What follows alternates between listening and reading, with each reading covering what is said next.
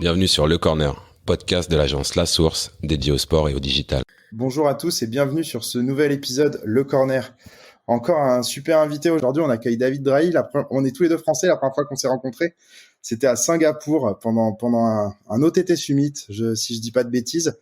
Et on se recroise aujourd'hui. Salut David, comment vas-tu? Salut David, effectivement, on s'est rencontrés à Singapour, c'était un très bon souvenir, c'était un très bon summit, et puis après j'avais été 4 jours à Bali, donc c'était vraiment un très bon, un très bon summit, surtout dans ces temps, j'aimerais bien y retourner. Ouais, j'imagine bien. Je pense que ouais, t'as plus le souvenir de Bali que du Summit, hein, on va pas se mentir. C'est vrai. Alors ça va être super facile parce qu'on a deux David du coup aujourd'hui, mais je suis aussi avec Jean-Baptiste, JB, éternel partenaire. Comment vas-tu?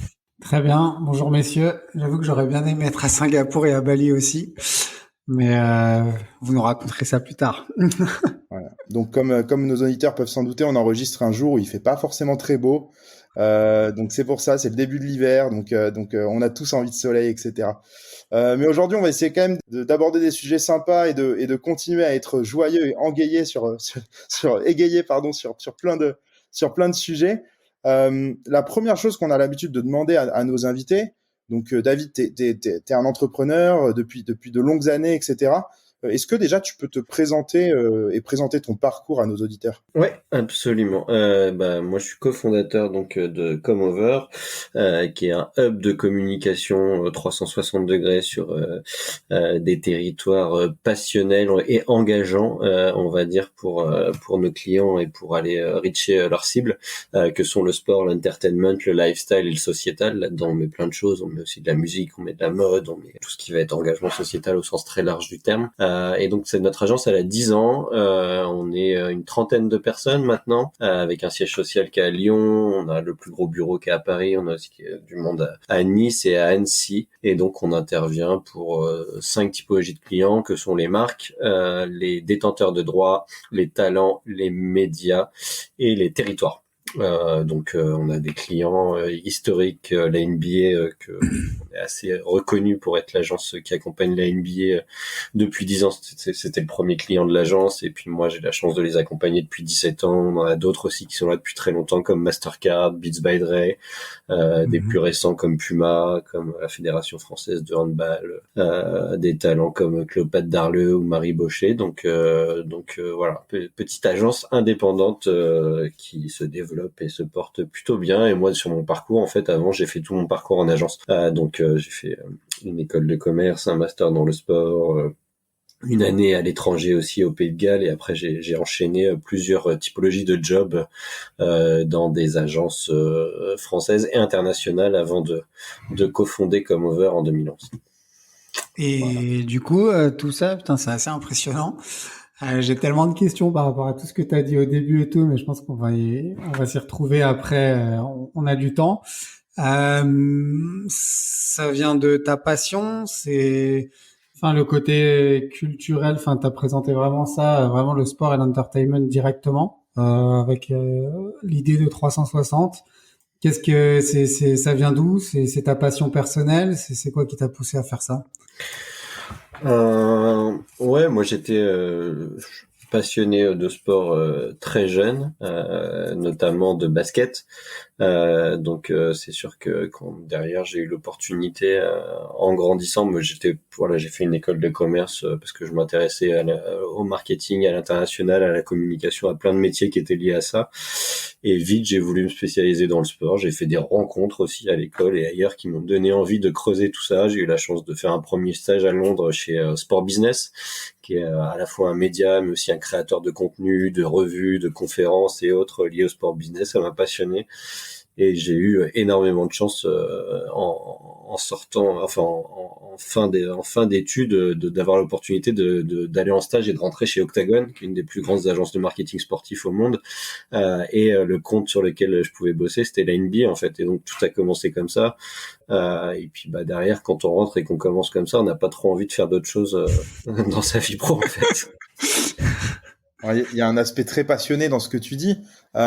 Après, oui, tu peux toujours avoir envie de travailler avec ces clients-là, mais après, de là à créer ton agence, avoir un parcours entrepreneurial depuis de nombreuses années maintenant, comment t'en es venu là finalement? Comment t'es passé allez, ça fait 17 ans que je travaille à la NBA à il y a une dizaine d'années, dire vas-y, je crée mon agence, j'ai un client, j'y vais all-in et on voit ce que ça donne. On l'avait même pas au début, on l'avait même pas. En fait, c'est vrai que moi et ma compagne, parce que j'ai cofondé l'agence avec ma compagne, donc c'est une super histoire et aventure en commun qu'on a eu avant d'avoir d'autres aventures entrepreneuriales encore plus intéressantes et challengeantes que sont avoir des enfants.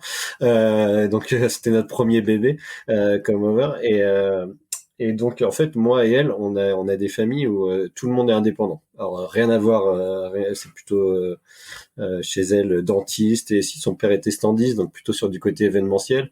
Et moi, dans ma famille, c'était pas du tout ça. C'était plutôt tout le monde fait les marchés chez moi. Donc j'ai grandi sur les marchés et autres. Donc rien à voir. Et j'étais la brebis galeuse qui a fait des études. Mais du coup, voilà, c'était aussi un environnement et une habitude. Et on est arrivé à un moment où ce que je faisais en agence et qui était très bien pour des gens très bien, j'avais l'impression que je pouvais le faire pour moi-même. Et on avait envie de faire quelque chose tous les deux. Elle trouvait pas vraiment le job qu'elle avait envie de faire. Et en fait, au début, on voulait pas du tout faire ça. En fait, on a eu une idée de créer un concept autour du poker et du dating. C'était en 2011, donc c'était même notre réflexion était en 2010. C'était l'ouverture du marché du poker. Et on avait un concept. Je sais pas si vous les auditeurs jouent un peu au poker, mais pour ceux qui jouent, si, on veut entendre. c'était autour du poker et du dating. T'as du client ici. En one-to-one, en fait, et notre concept était de dire c'est compliqué d'aller dans un cercle de poker, l'ouverture du marché est autre, ok, mais le grand public qui joue avec ses copains, c'est quand même pas pareil, pour avoir fait Vegas et d'autres choses.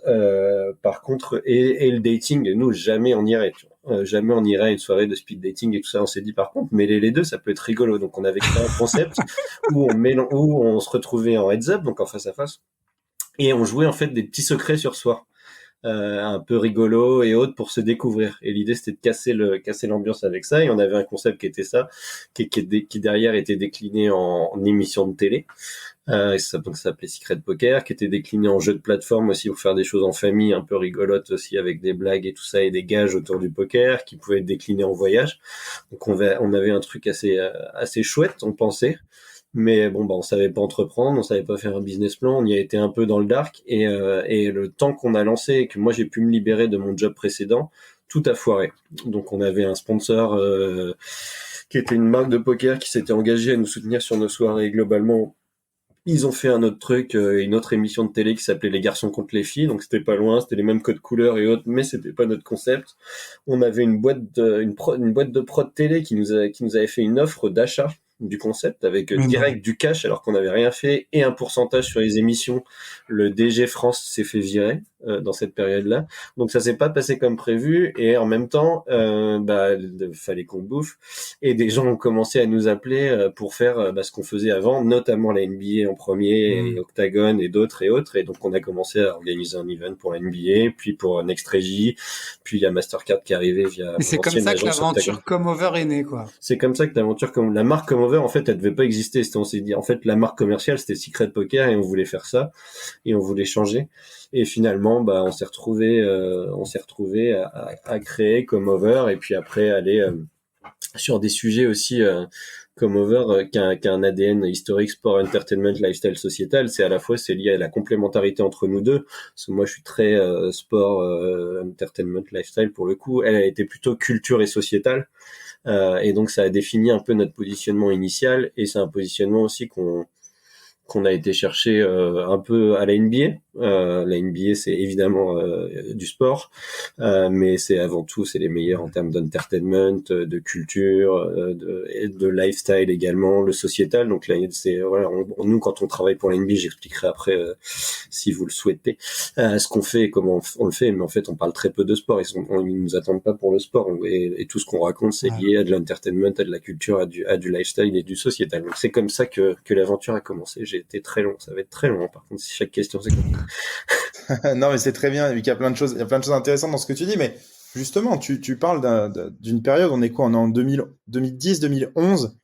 Le monde du sport et de l'entertainment est totalement différent de celui qu'on connaît aujourd'hui.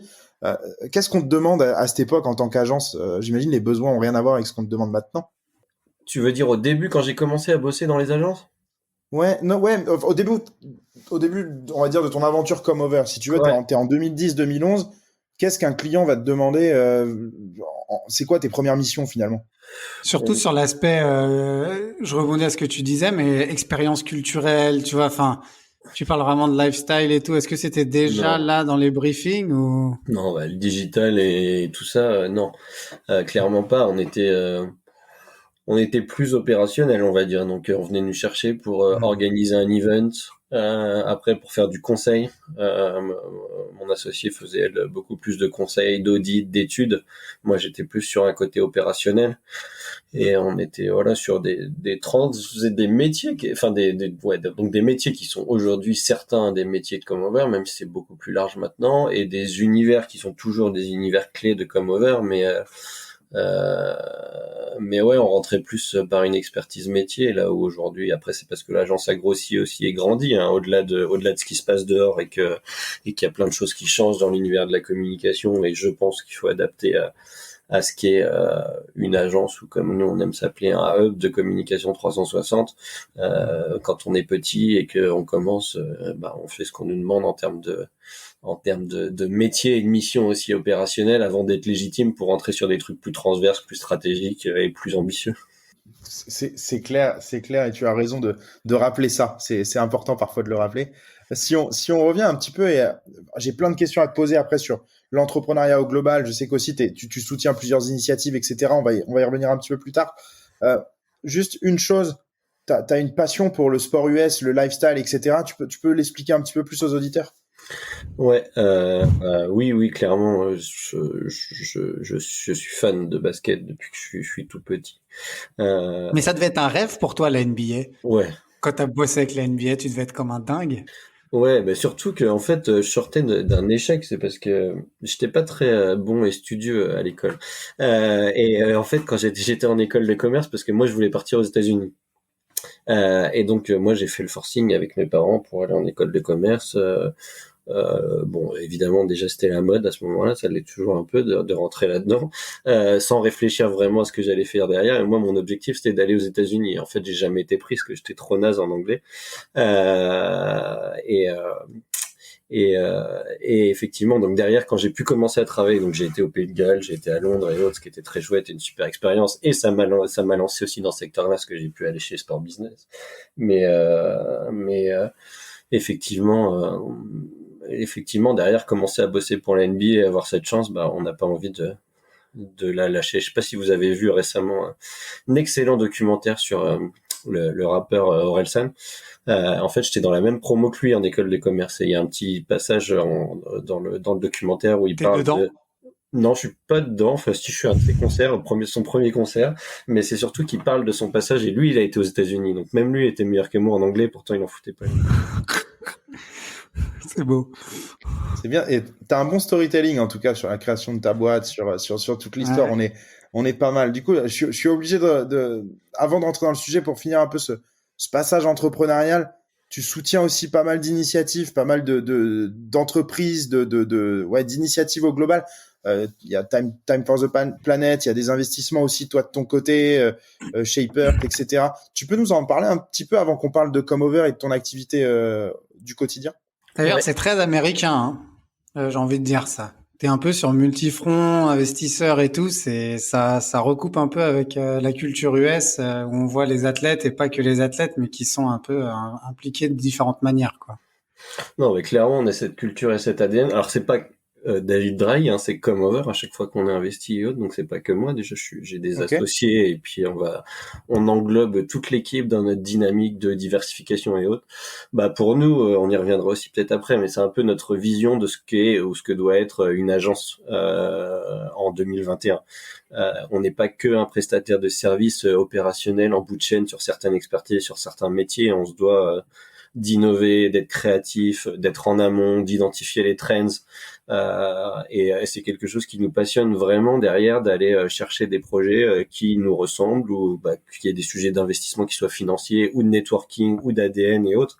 Donc ouais, on a commencé il y a 4-5 ans, enfin on a commencé déjà, on a créé à Lyon un truc qui s'appelle Sport Connect Lyon, donc là qui est un pur réseau networking des acteurs du sport lyonnais. Donc j'ai été cofondateur, on était 3, enfin Comeover a été cofondateur par ma voix parce que c'était moi qui étais à Lyon.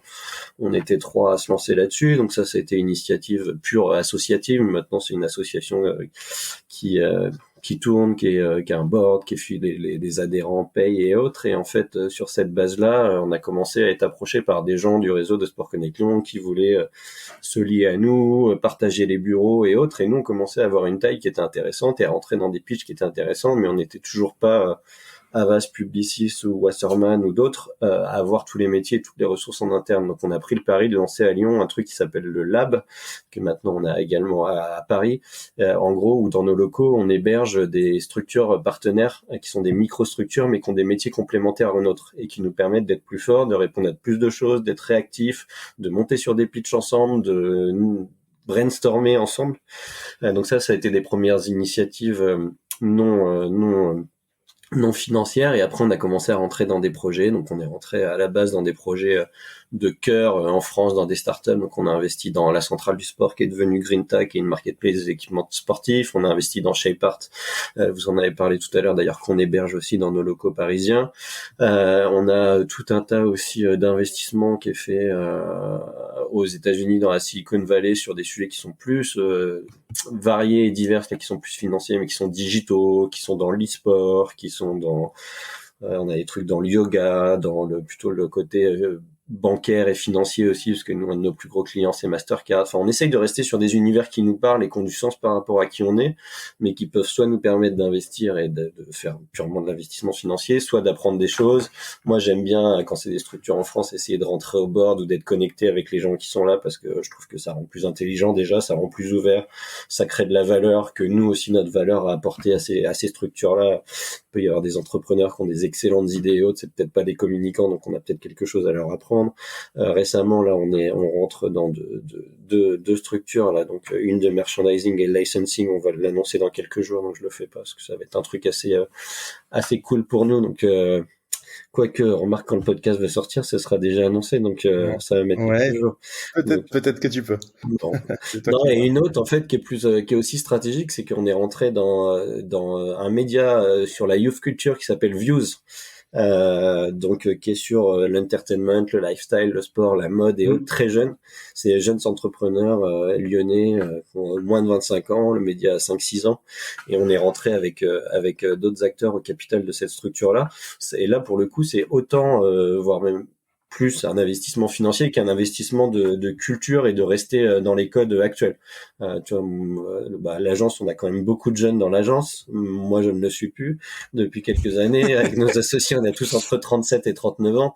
Et mine de rien, ça va hyper vite sur les territoires passionnels sur lesquels on est. Quand je parle de sport, quand je parle de musique, voilà, il y a de l'innovation tout le temps. Je parle même pas du social media, des trends, des NFT, des machins et autres. Ouais. Ça bouge tout le temps, quoi. Et nous, on veut pas être déconnecté. Et donc là, l'idée de rentrer dans Views, c'est de rester connecté à cette culture-là et de se dire comment on travaille ensemble, comment on interroge ces gars-là, nous, pour rester proche de cette youth culture, et comment on fait pour demain répondre et monter sur des sujets ensemble. Donc plein de sujets stratégiques dont moi je m'occupe. C'est une grande partie de mon travail maintenant chez Comeover, au-delà des clients, des équipes, de l'agence et de nos différents transverses et métiers dans l'agence.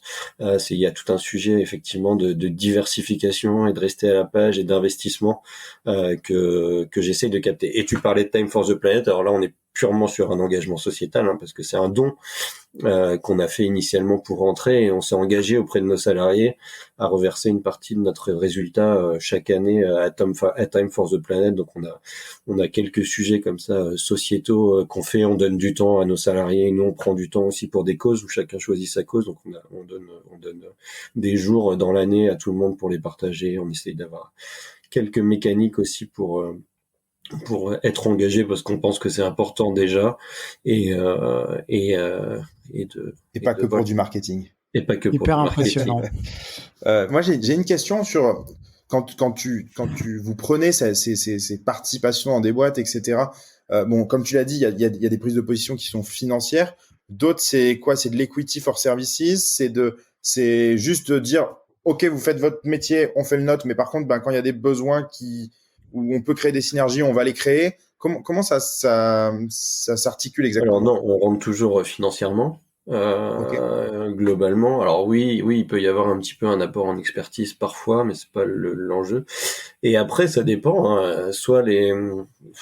En fait, chaque investissement va être différent. Tu vois, quand je parlais de boîtes dans la Ouais. Silicon Valley, ils n'ont pas besoin de nous. On fait un chèque et on espère capitaliser dessus. Et puis on les suit aussi pour voir, parce que c'est intéressant. C'est des entrepreneurs qui sortent du Y Combinator et autres.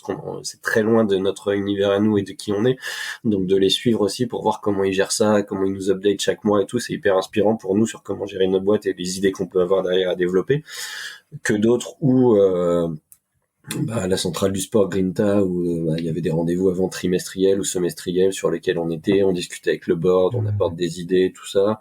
Un sujet comme View, je dis demain on peut répondre avec eux et monter sur des sujets en commun et les co-créer autour de toujours de ces thématiques de youth culture et autres qui nous intéressent. Donc en fait c'est du sur-mesure. Chaque sujet est différent. Là, on rentre dans une boîte qui fait du merchandising et du licensing qui est très sport à la base, mais qu'on va basculer aussi un peu sur une partie entertainment à moyen terme. Et avec eux, on est plus impliqué pour le coup. On prend déjà une plus grosse part dans le capital et on va être plus impliqué sur leur développement, sur leur stratégie, sur comment accompagner ces entrepreneurs-là qui sont très bons et très bien et leur apporter un peu d'expertise, de networking et d'essayer d'éviter de faire toutes les erreurs qu'on fait tous les jours. Ouais, ça c'est hyper intéressant, tu vois, c'est un truc que je connaissais pas. Enfin, on a été en contact, je vois ce qu'est Comover et puis on a pu discuter sur différents projets justement d'entrepreneurs ou autres parce que c'est quelque chose qui est proche chez nous et on a aussi cette fibre là, mais je savais pas que vous aviez autant et aussi diversifié.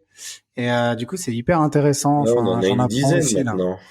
Ah ouais, donc écoute, je pense qu'on aura des choses à se raconter parce que on est aussi sur tous ces sujets-là nous de notre Ouais, je sais, côté. bien sûr. Mais un autre truc sur lequel je voulais rebondir, et c'est en général, tu sais, on critique beaucoup les organisations, et moi je viens du monde du sport, mais sur le fait qu'elles sont un peu des gros navires, qu'elles sont peu innovantes et tout, et de ce que j'entends aussi de ce que tu disais sur le fait, les codes changent, les technologies, la manière d'échanger, les codes culturels, l'expérience change. Et au final, vous avez créé ça en 2010-2011. Et je sais pas si tu as un recipe, quoi, une vraie recette pour le succès, mais de ce que tu dis entre laisser tes employés pouvoir s'engager sur une cause, les mettre sur des projets plus peut-être entrepreneuriaux, euh, donner la chance aux jeunes peut-être aussi de vous éduquer et tout. Enfin, je trouve ça hyper intéressant. Est-ce que c'est ça la clé du succès un peu chez vous à Comeover, de non seulement d'essayer de garder des best practices de ce que vous pouvez faire pour rester créatif, innovant et à la page, ou et c'est une volonté de votre part en tant que fondateur, ou tu vois cette question-là. Enfin, je trouve ça hyper fascinant quand je t'écoute d'avoir réussi après 10 ans, qui est quand même en général une grosse maturité, de rester connecté à ce genre de sujet où tu peux vite être un has-been ou déconnecté, quoi. C'est une bonne question. Est-ce que je vais avoir une bonne réponse? Je pense que il y a plein de choses qui font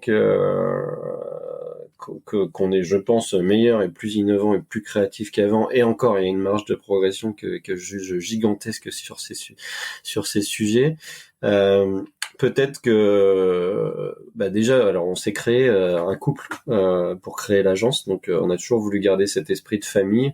Mes deux associés, c'est mes potes avant d'être mes associés, et ça a toujours été important je pense qu'on ne se prend pas au sérieux.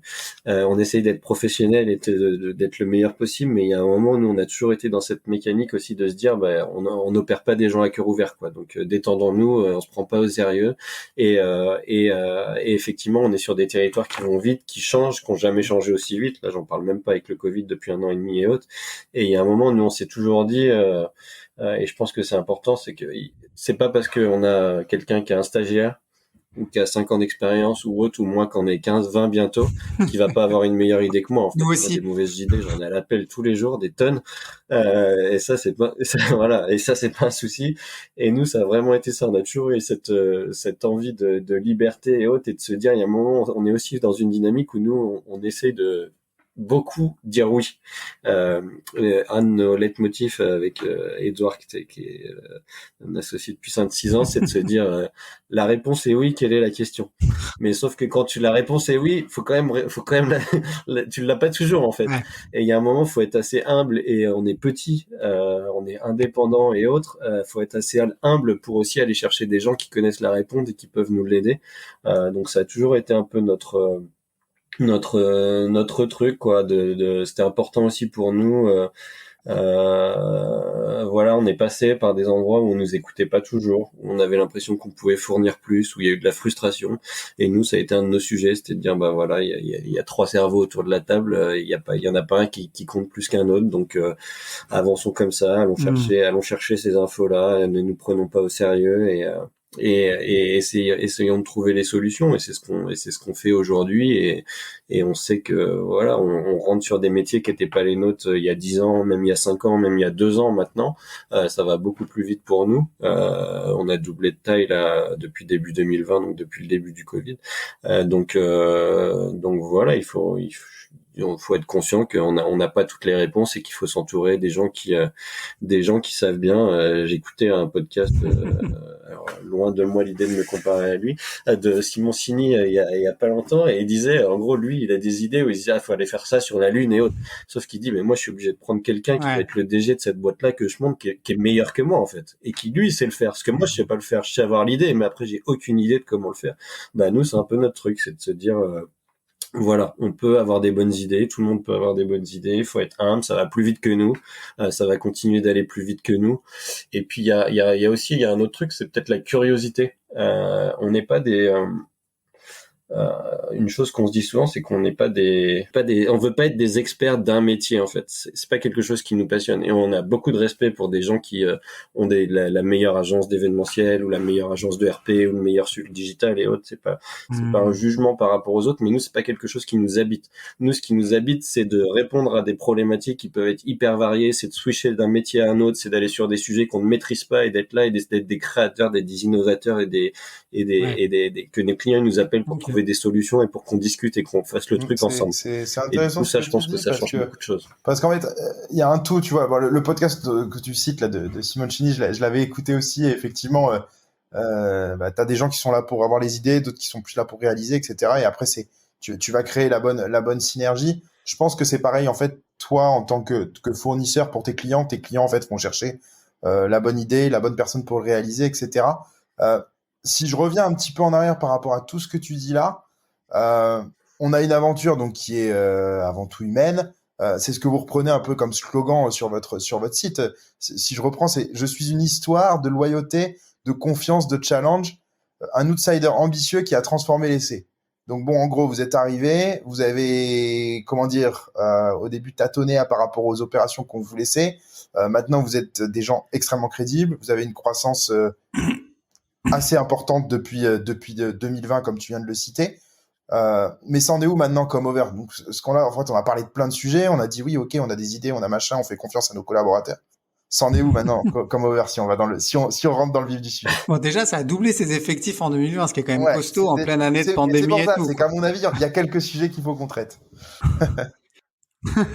Bah, c'en est où? C'en est qu'on avance. Non, c'en est qu'on avance, et que on a été assez.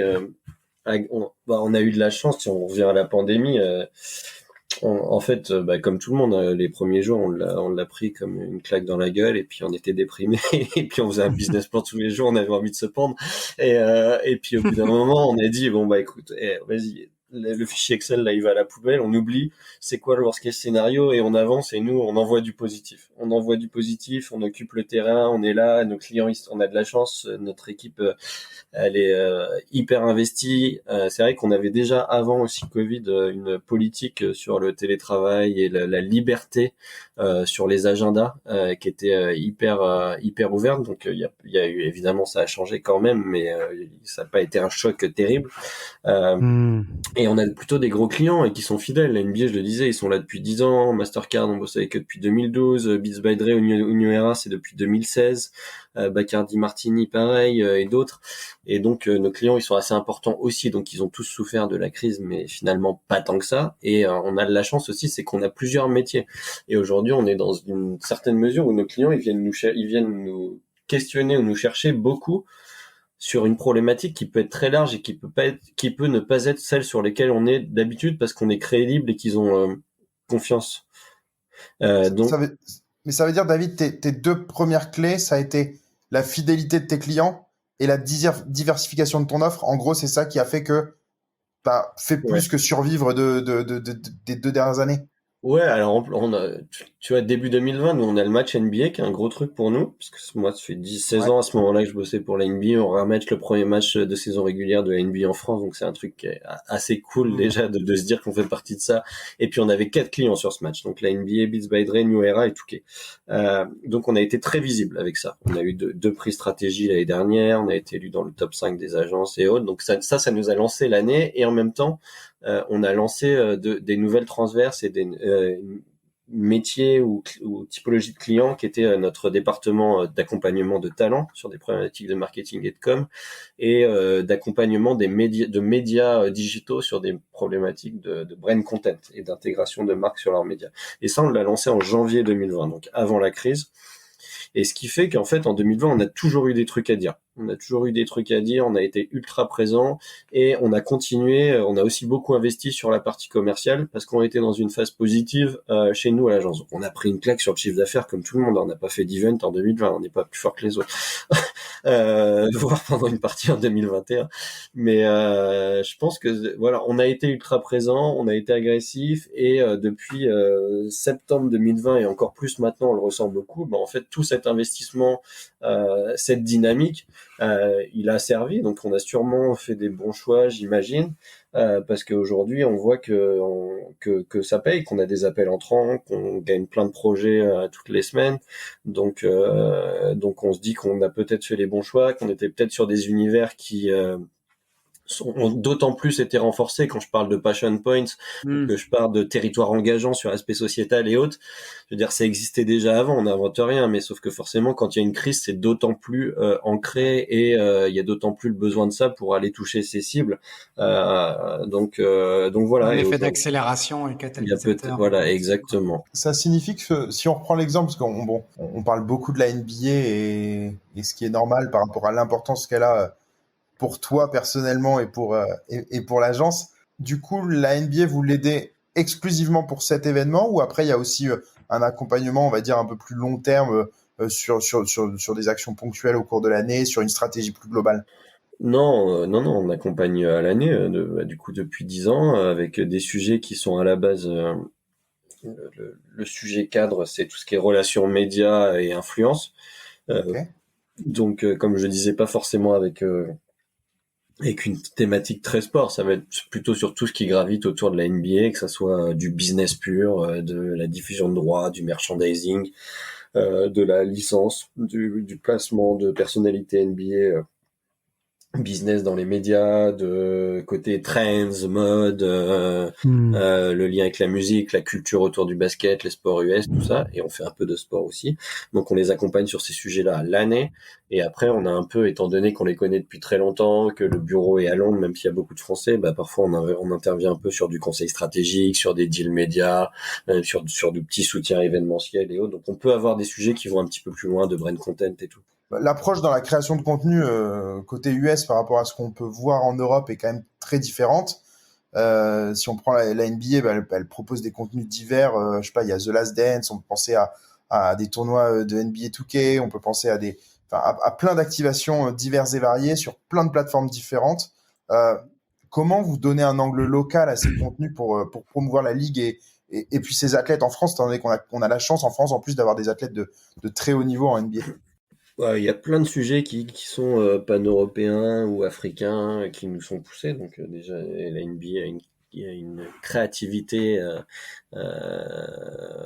sans fin, avec ou sans nous, qui est interne à la NBA, qui a tout le monde qui gravite autour d'eux. la France, c'est un très gros marché au niveau européen. C'est le plus gros marché au niveau européen.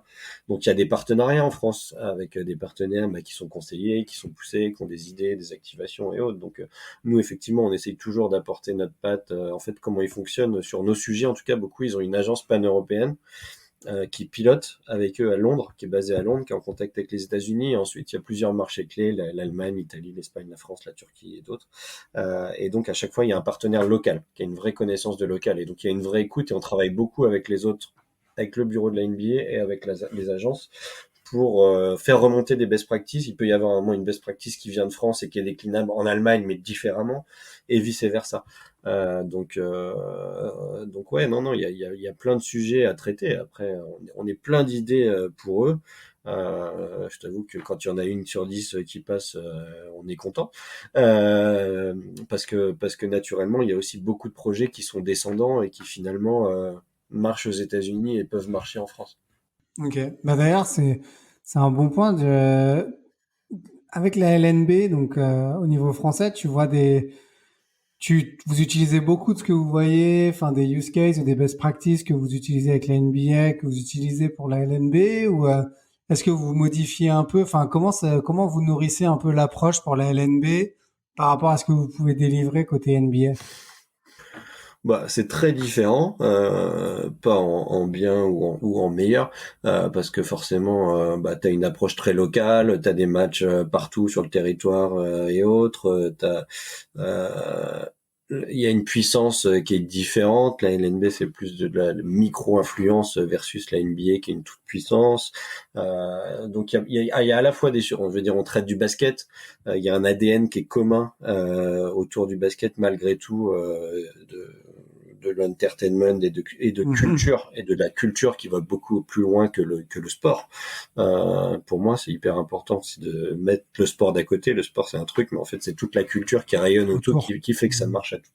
Donc, il y a à la fois des touching points communs et en même temps des spécificités qu'il faut pas renier sur ligue ouverte, ligue fermée, sur le côté approche territoriale et globale partout, tout le temps. Donc oui, ça sert forcément.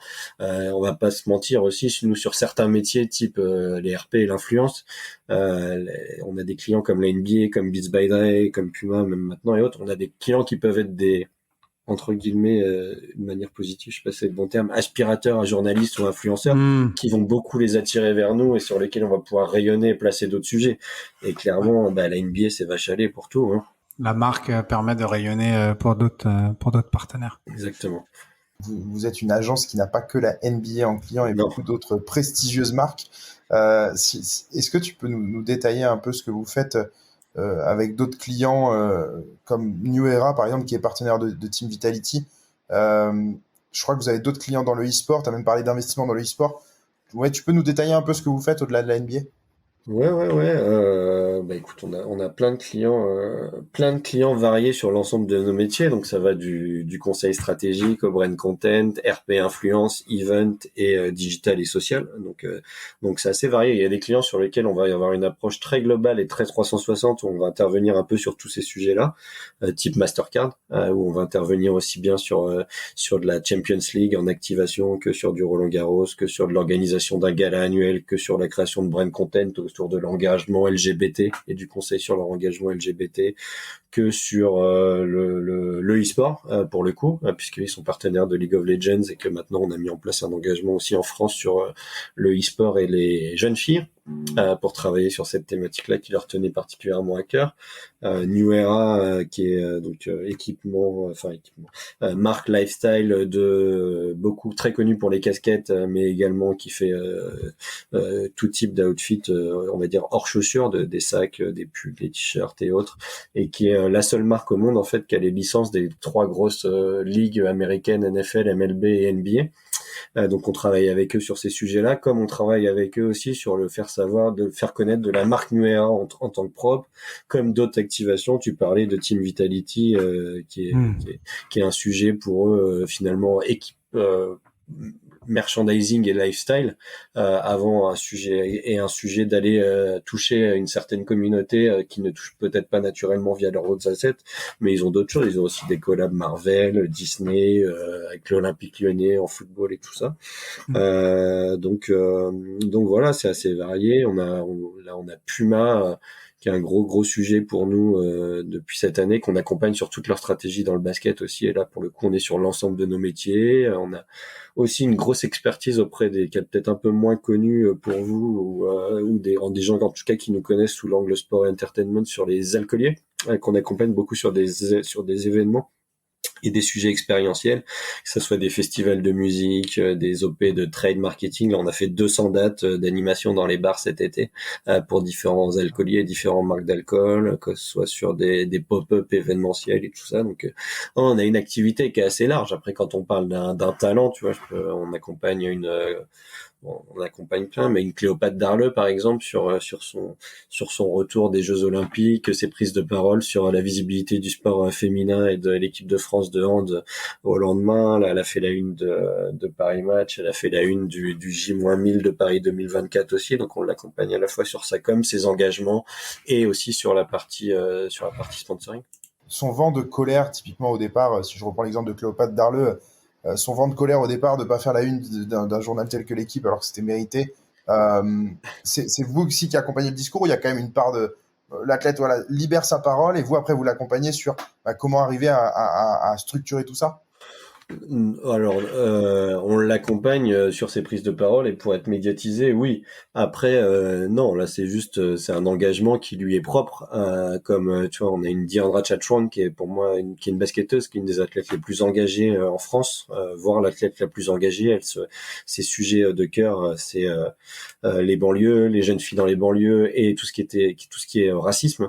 Non, enfin ce qui est important, un talent c'est une marque en fait, et ce qui est important c'est que ça soit vrai et qu'il raconte la vérité. C'est pas nous qui allons lui dire ce sur quoi il va s'engager et ce qu'il doit raconter, tu vois. Et une Cléopâtre par exemple, non, tu vois, une Cléopâtre, l'équipe, si tu me demandes cette prise de parole-là, est-ce que on doit critiquer l'équipe parce que l'équipe de France de hand féminine, parce que Messi, je suis pas d'accord moi avec sa prise de position, mais sa prise de position c'est la sienne, elle fait ce qu'elle veut et derrière elle va dans le sens de ses valeurs et de ses envies et c'est très bien et c'est son truc.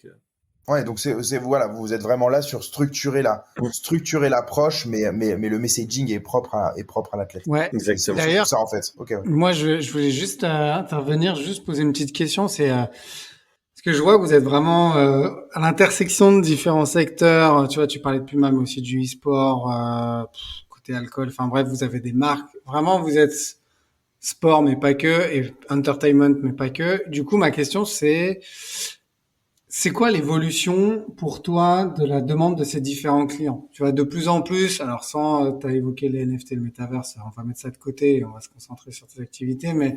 Ouais, s'il te plaît, parce que sinon je vais être vite en difficulté.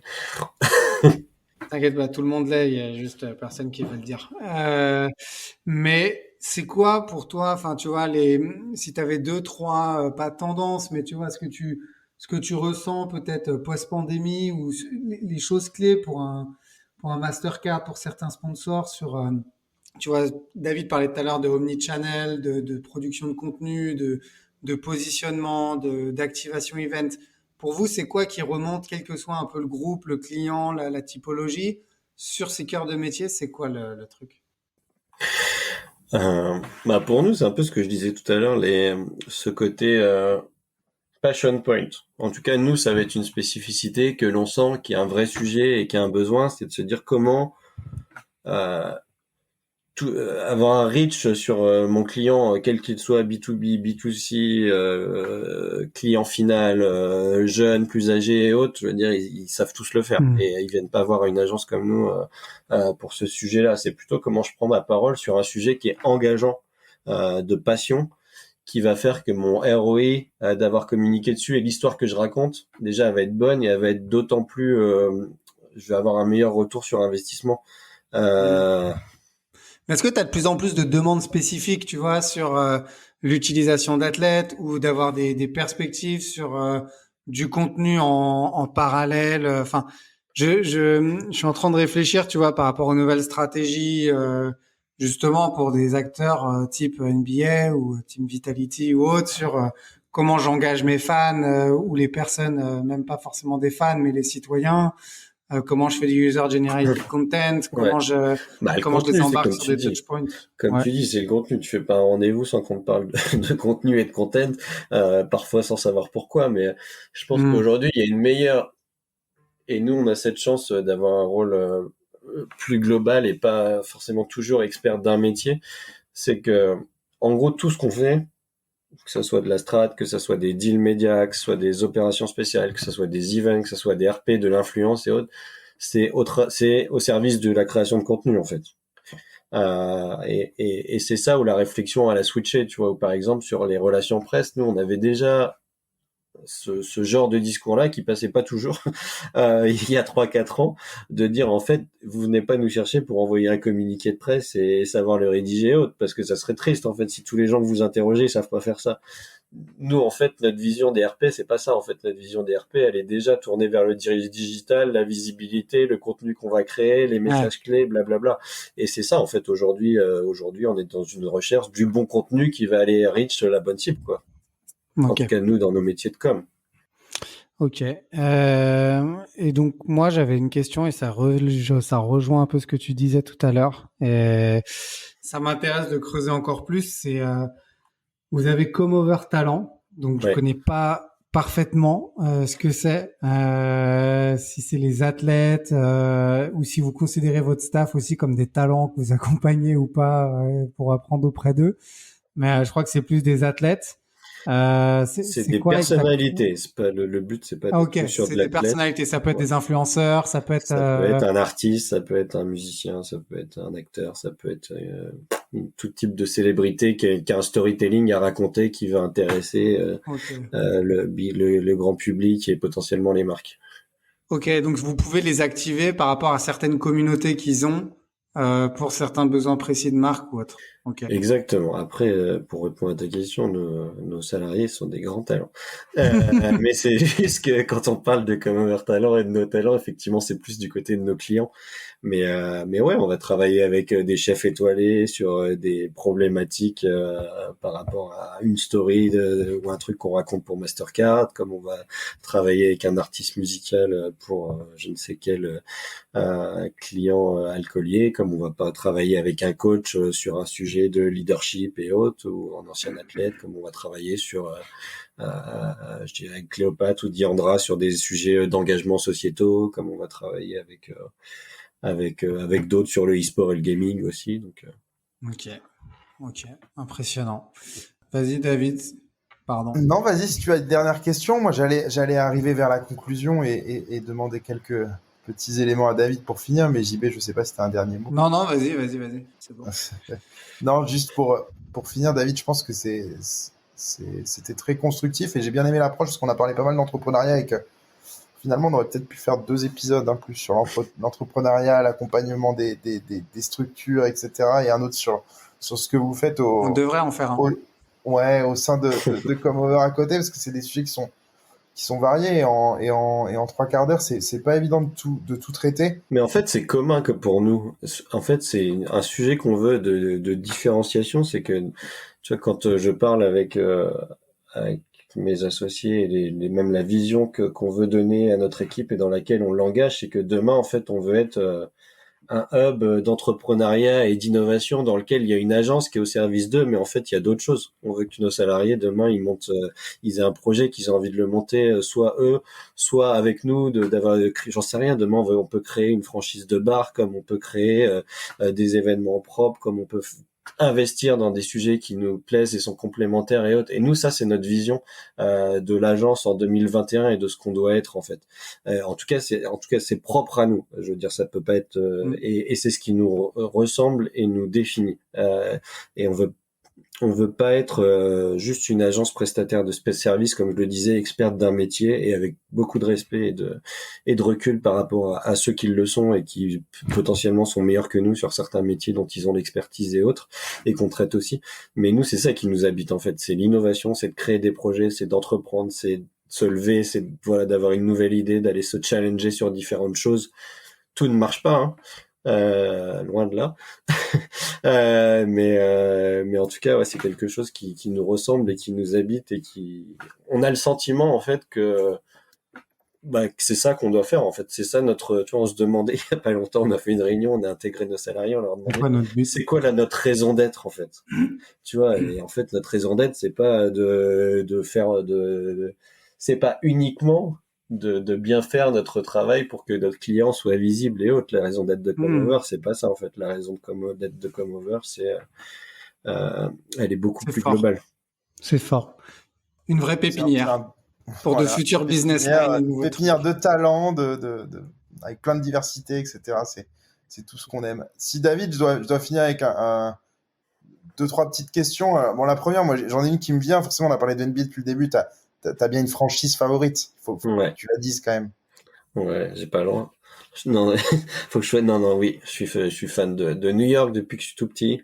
Les Knicks. Les Knicks depuis le début des années 90. En fait, c'était un peu une équipe de besogneux, tu vois, dans notre manifesto là, où on dit c'était un peu une équipe qui jouait très dur, qui se battait, qui perdait beaucoup contre Michael Jordan et contre des gens qui avaient beaucoup plus de talent. Mais c'était des gens qui étaient hyper durs et autres. Et moi, j'adorais ça, qui défendaient comme des chiens et autres, qui étaient pas très talentueux, mais qui se démerdaient toujours pour arriver à emmerder les autres et être un poil à gratter et être dur à jouer.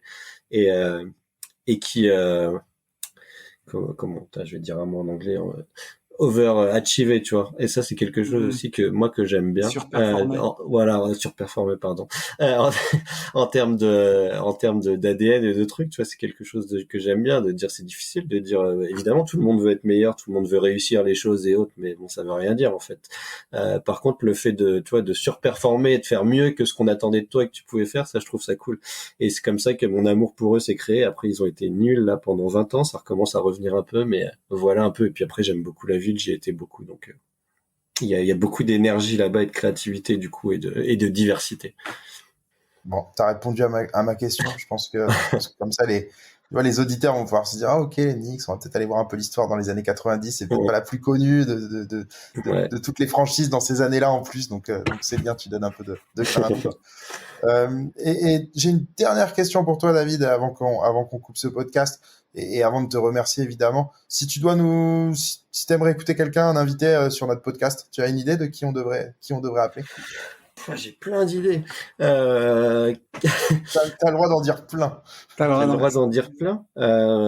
Si je dois en citer comme ça des gens qui m'inspirent, avec qui j'aime bien échanger sur nos métiers, il y a Jean-Baptiste Durier, je sais pas si vous connaissez, de chez ASO, qui s'occupe notamment de tout ce qui est engagement et CSR chez eux, qui est quelqu'un que j'adore et qui a une super vision, qui est hyper intéressant, qui est passionnant, qui est brillant.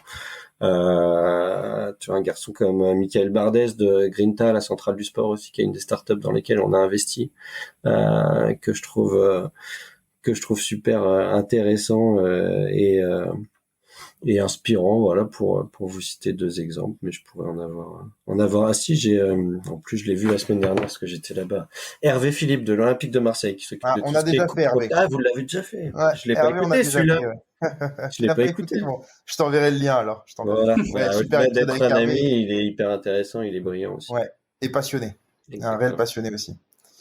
Bon, mais très bien. On va essayer d'appeler toutes ces personnes et de voir pour tourner avec eux et on t'enverra les épisodes. Avec plaisir. En tout cas, merci à toi, David. Merci parce que c'était un très bon épisode et nous, c'est toujours très intéressant. On est en train, et c'est un peu aussi pour nos auditeurs que je dis ça, on est en train un peu de revoir aussi notre copie sur le podcast où on est parti très sport au digital au départ. Puis on s'est rendu compte qu'en fait le messaging était souvent un peu le même parce qu'il y a des tendances, parce qu'on est tout le temps un peu sur la même chose. On essaie un peu d'élargir ça. Pourquoi ? Parce qu'en fait le sport c'est pas que du digital, c'est pas que du lifestyle, c'est un peu plein d'autres choses et voilà, on a envie en fait de découvrir d'autres choses, on a envie aussi nous de s'enrichir et pas juste de parler tout le temps des mêmes sujets. Donc c'est pour ça où voilà, pour les auditeurs, on aura de plus en plus d'épisodes comme ça où on va aller un peu plus loin, on va aller essayer de découvrir d'autres horizons. Donc merci David. Top, je suivrai ça de près. Merci de m'avoir invité, de vous êtes intéressé à ma vie, mon œuvre. Ma vie. Non, c'était hyper enrichissant, j'avoue. Les personnes derrière ceux qui font le sport, et bien plus que le sport, sont vachement intéressantes comme histoire, donc c'était hyper cool. Parce que c'est passion points. Du coup, t'es passionné. On y revient. touche à quelque chose, là. C'est vrai. On y revient. Des histoires derrière des hommes ou des athlètes derrière. Ouais, et ça change tout. C'est une chance d'être dans un univers où il y a quelque chose de passionnel autour, quoi. Et je pense que ça change beaucoup dans la performance tous les jours. Et que voilà, moi je le dis parfois, j'ai l'impression que ça fait des années que je me lève pas pour aller bosser. Et ça, je reconnais que c'est une chance et je le sais. Et quand je vois dans mon entourage et autres, c'est pas le cas de tout le monde, voire de grand monde. Donc pourvu que ça dure. Pourvu que ça dure, ça sera le mot de la fin. C'est ça. Merci mon beaucoup, ami. Merci à toi. Merci à vous. Salut. Le corner.